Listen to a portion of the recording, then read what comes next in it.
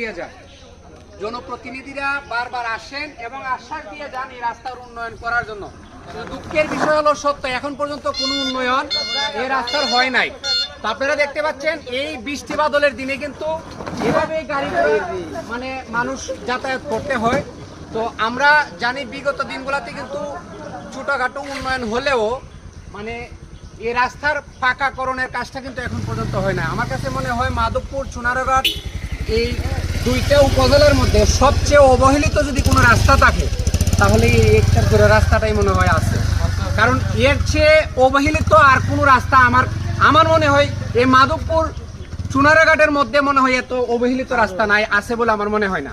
তো আমি এই আমাদের সংশ্লিষ্ট মাধবপুর চুনারঘাটের যিনি আমাদের সৈয়দ এস এম ফয়সল সাহেব, যিনি আমাদের বর্তমান সংসদ সদস্য, ওনার উদ্দেশ্যে আমি বলবো যে আপনি এই রাস্তার যে করুণ অবস্থা, হাজার হাজার মানুষের ভোগান্তি থেকে আপনি দয়া করে আমাদেরকে মুক্তি দিবেন।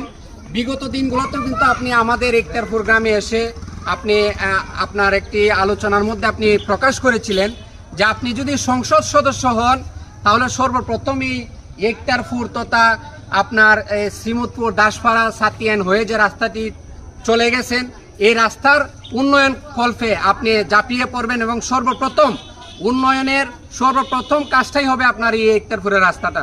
অতএব আমরা আশাবাদী, যেহেতু আল্লাহ আপনাকে সংসদ সদস্য হিসেবে বিপুল ভোটে জিতে আপনি জয়যুক্ত হয়েছেন, তাহলে অবশ্যই আপনি আপনার কথা রাখবেন, এটা আমরা মনে প্রাণে বিশ্বাস করি।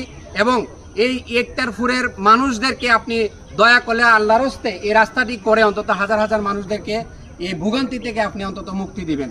তো আপনারা দেখতে পাচ্ছেন যে প্রতিদিন কিন্তু এভাবে অনেক গুরুত্বপূর্ণ একটি রাস্তা, প্রতিদিন অন্তত কম করে হলে অন্তত 10,000 মানুষ কিন্তু এই রাস্তা দিয়ে আসা যাওয়া করে। মানে বৃষ্টি বাদলের দিন কি পরিমাণে যে মানুষ কষ্ট করে এই রাস্তা দিয়ে আসা যাওয়া করে যেটা বলা বাহুল্য। আপনি এই রাস্তাটি একটু দেখাবেন, এই পাশটা একটু দেখাবেন। তো বিগত দিনগুলোতে আমি লাইভটি করার সাথে সাথে আমাদের মাধবপুর উপজেলার আমাদের সুনামধন্য উপজেলার চেয়ারম্যান জনাব শাহজাহান সাহেব, তিনি আমার লাইভটি দেখার পরের দিনই উনি এসে সশরীরে কিছু উন্নয়নমূলক কাজ উনি করেছিলেন। যদিও এটা আসলে টেকসই ছিল না, তো আমরা চাইবো যে এই রাস্তাটি যেন একটি টেকসই উন্নয়ন যাতে আমরা দেখতে পারি।